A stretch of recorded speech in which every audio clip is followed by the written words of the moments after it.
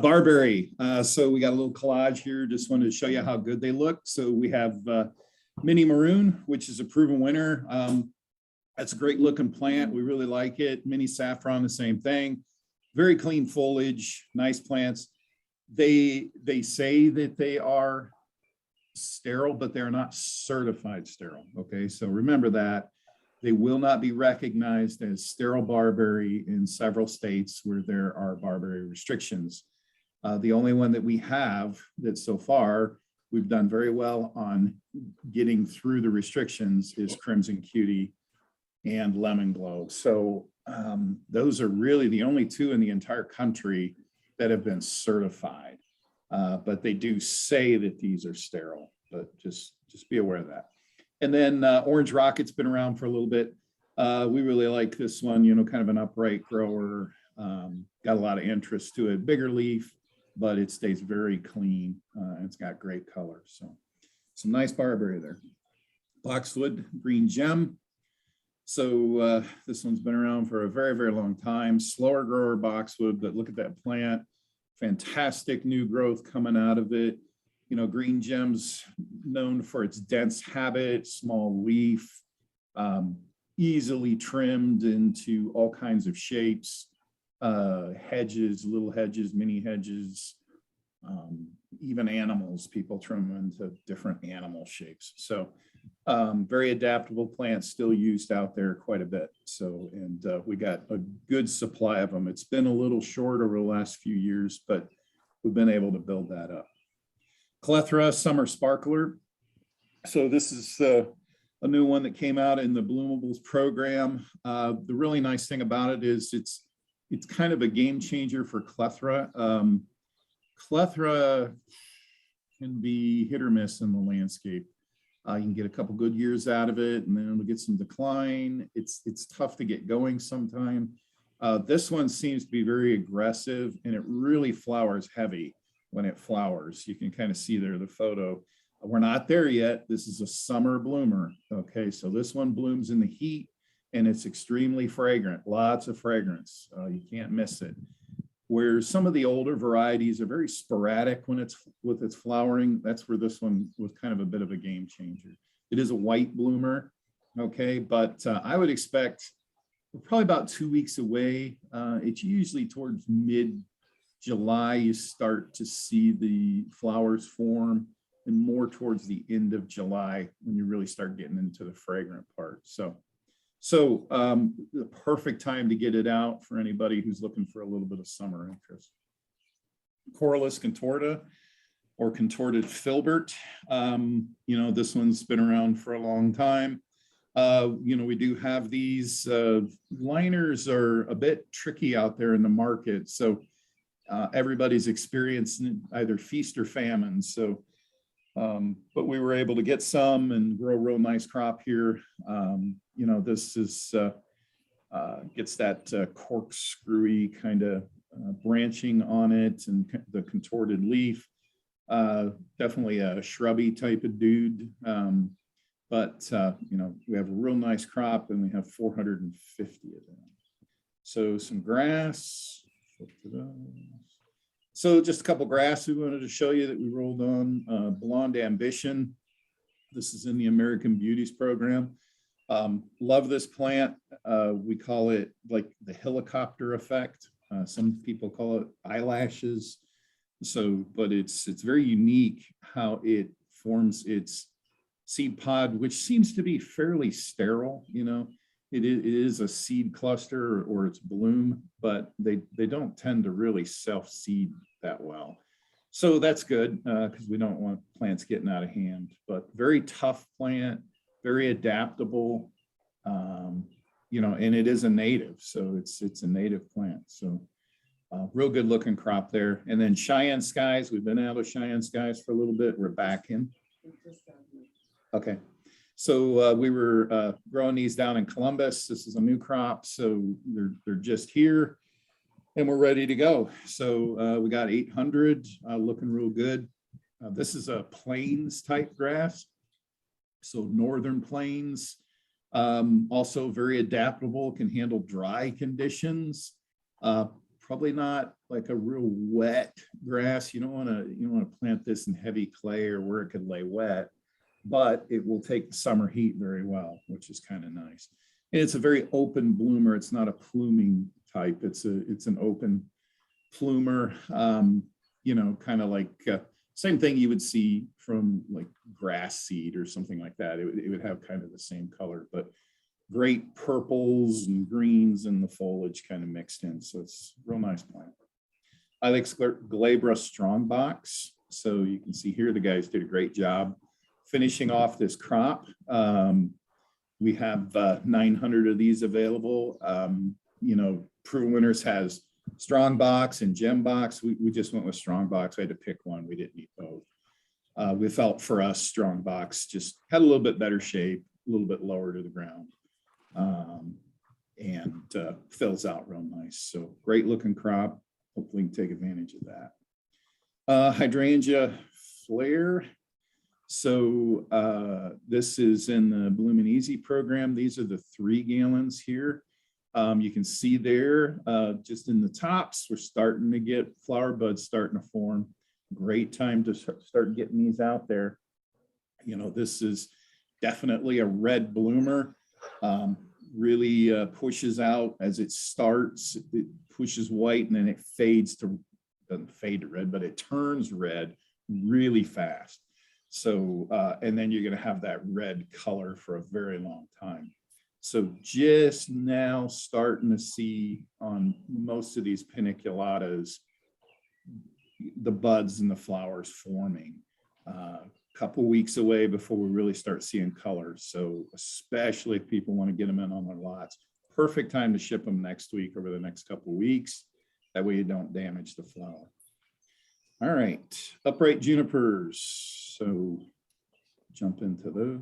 So we have Blue Point. We're calling it a 42. It's tipping 48, but it's not a 48. So we want to be fair with that.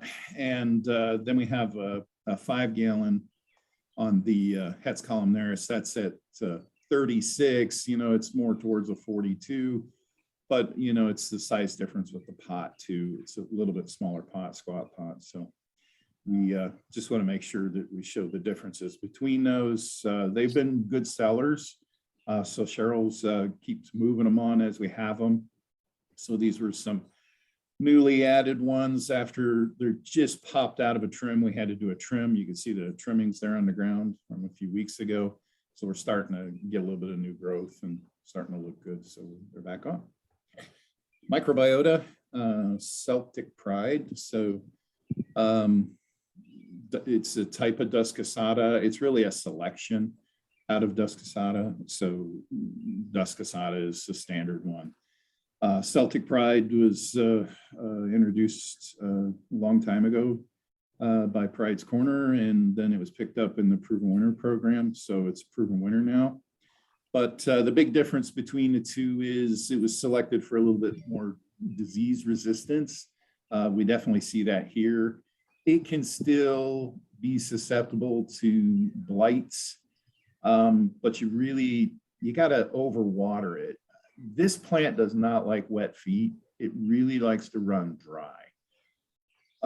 So that's something to always consider too. So we grow it very dry in the nursery, but that makes it really adaptable for tough, dry areas. So good plant there, and we got 500 on. So we got a couple of patio pots, porch pots, stone pots, whatever you want to call them.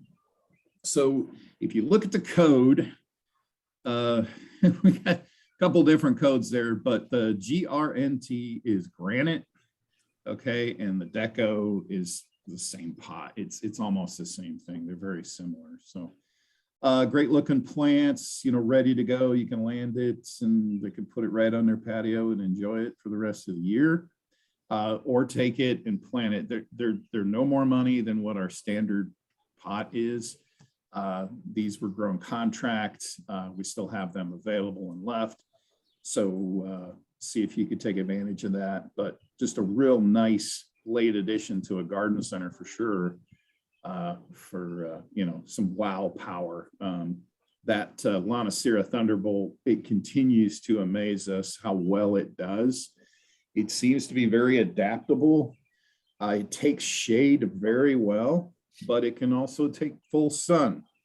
So I would say probably naturally it would tend more towards partial shade or shade, but it does adapt well to the sun and it still keeps that gold color. These are out in full sun. And we've also grown them in high tunnel and, you know, we still keep that good color. So very adaptable, very easy care plant. And the Weigelia also, you know, the spelled wine's been around for a while. Very easy care on both these. No real major insect problems, no disease issues. So a great one for the homeowner. As long as they just put some water on it, they're good. Physocarpa, Summer Wine Black. So this one's been out there, but just you can see there why Cheryl snapped the photo. Look at all that fresh new growth coming up. You know, it's just the wow power of that thing, all that new growth. This time of year, if you don't trim it or you let it go, sorry, got a train going by.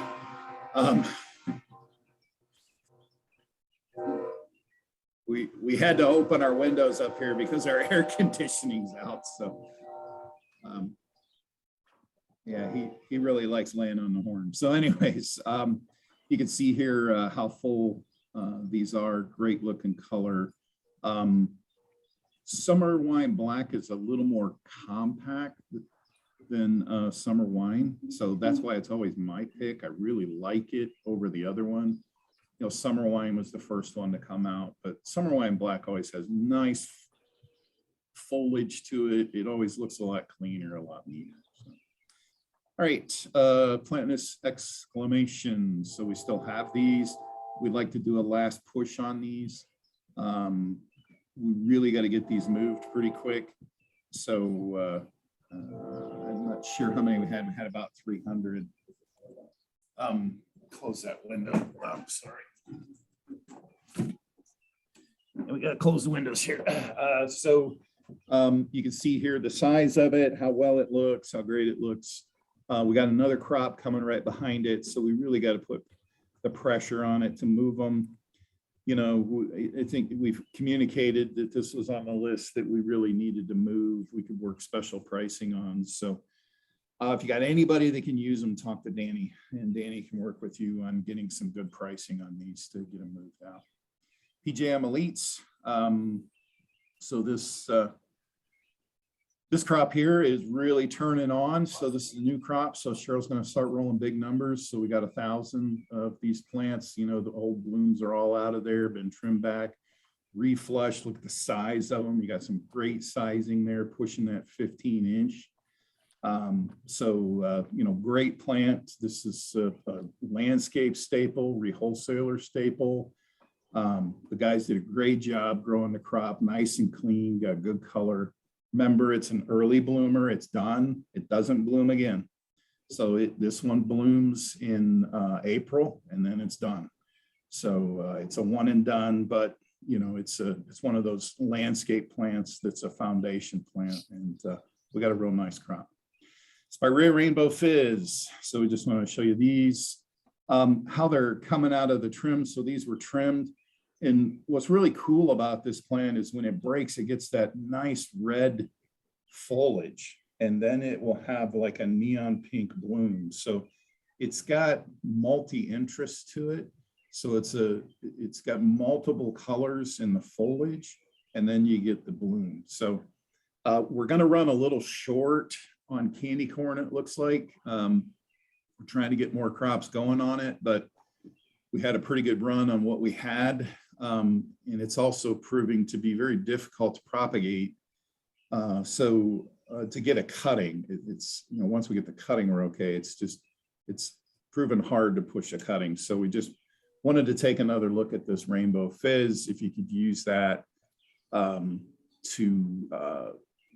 help fill in where we're short on the candy corn. So it kind of has a little bit similarities to it. I know that candy corn has got the name recognition and everything. So, you know, bring it up. Maybe you can use this photo if you got somebody looking for candy corn, maybe they could use rainbow fizz. And it's a really tough plant, way tougher than candy corn. Candy corn has an issue where it's a little touchy in northern zones. So we have to be careful with that. Even though it's real popular and people really want it, it is really more of a zone 6 plant. It can have winters, the right winter will really kill it down to the ground. So that's where we have to be careful, but not this one. Rainbow fizz, very tough, northern breeding, solid zone 4. You're not going to have an issue with it. So that's a good thing about it. It's a good substitution. So, okay. I think that's what I got. Remember, we still have that B&B at that special pricing at $90. And if you got somebody else that needs, I mean, $90 is pretty cheap. That's more than, in most cases, more than half off. But if you even need to do a little bit better, you can always talk to Danny if we're talking like we're going to fill a truck or something like that. So we really motivated to move out the last of that B&B that we have. All right.